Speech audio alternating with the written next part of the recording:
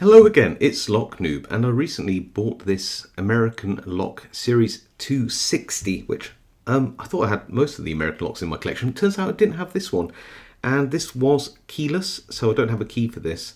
And I will do a very partial gutting of this. I'd like to do a full gutting once I pick this, but I can't for a reason, and I might need your help in the comments down below about how I might be able to gut this fully, and that will allow me to make a key for it. But yeah, let's throw this in a vise and give this a pick. But yeah, what a lovely lock. Hardened steel, just a great little lock. All right, back in a sec.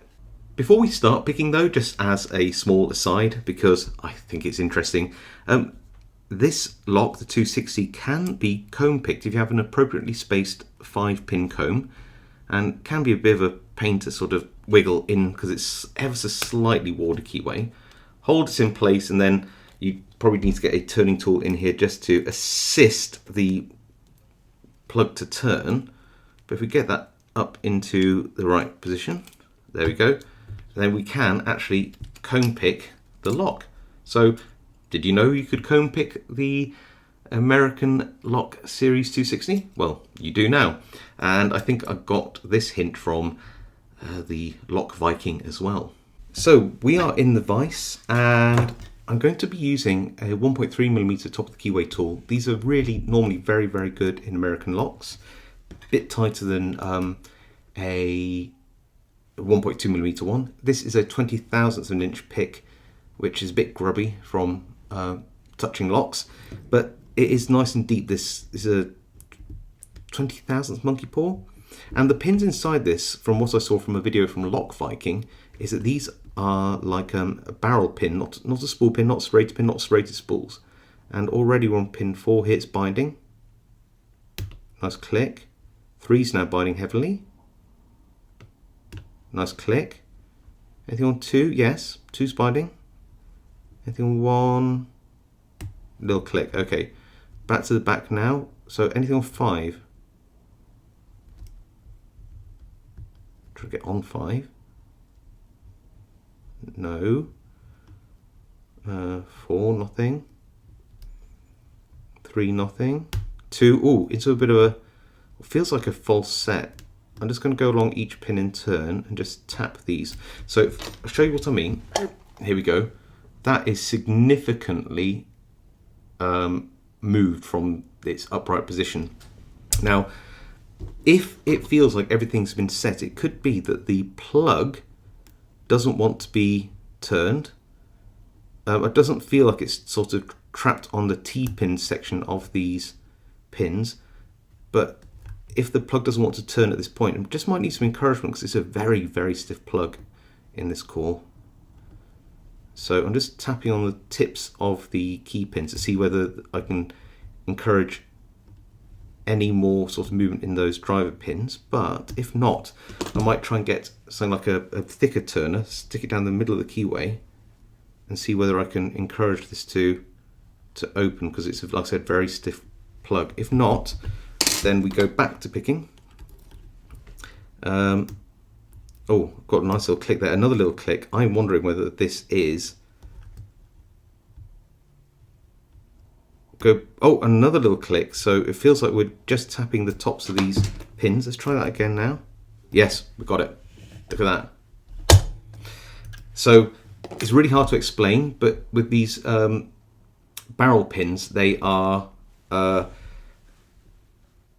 like a standard pin, but then they step in and go thinner. So when you pick them, they tend to get picked and then they rest on a thinner part of the pin.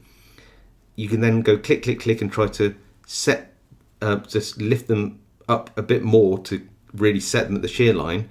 But this is a very, very stiff plug, and it's only through practicing with this a few times off camera that I learned that it wasn't like impossible to pick, it was just an extremely stiff plug.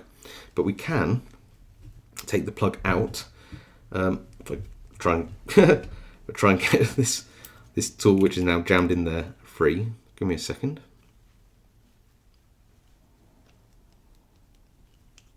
Come on.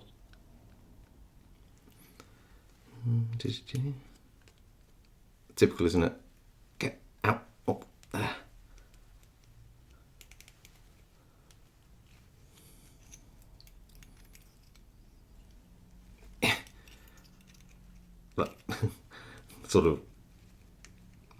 sort of wiggle. There we go. Right, let's get rid of the core. You'll see why I won't be able to fully gut this. It's a bit annoying, but we'll get there.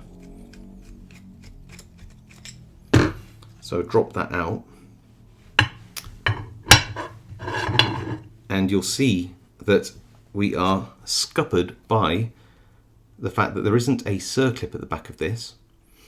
There is two pins, two little brass pins that go through the tailpiece of the plug, here and here. One stops the lock from rotating any more clockwise, and the other one, as you imagine when this is turned back, and might as well do that for you, you can see there as it turns back, what will stop the plug from turning too far the opposite way or being able to be rotated anti-clockwise is this little pin here, which is, I think, just driven in, probably a friction fit into here. Now, I would love to know if there, without a pillar drill or anything, if there's an easy way to sort of push these pins out or pull them out or something. I've tried and they're really in there.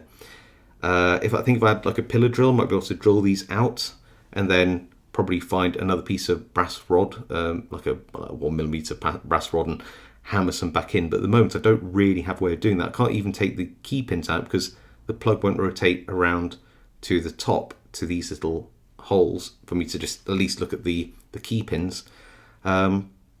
So yeah, any advice on how to disassemble this properly would be really, really useful. I do have a Lishi pick coming, which means I might be able to take a reading of the depth of these pins, then cut a key by hand. But yeah, it'd be nice to know if there's an easy way. If anybody knows it, of taking out these pins, I'd really like to know. So please do put that in the comments. I would really appreciate it. And I guess so would other people who are looking to renovate one of these American Lock 260s as well. But yeah, fun lock. Interesting to have an American lock, an earlier American lock with sort of barrel pins in there that act like T-pins. Definitely a different way of picking this type of lock. And it's an interesting and fun lock to learn, I have to say. So anyway, I hope you enjoyed this video. If you did, leave a like. If you haven't subscribed and want to see more content like this, obviously hit the subscribe, hit the notification bell. All really helps me out, so I really appreciate it. Like I said, if you have any comments or advice about this lock, please leave them below. I would actually genuinely like to know. Otherwise, stay safe, happy picking, and I'll see you all next time.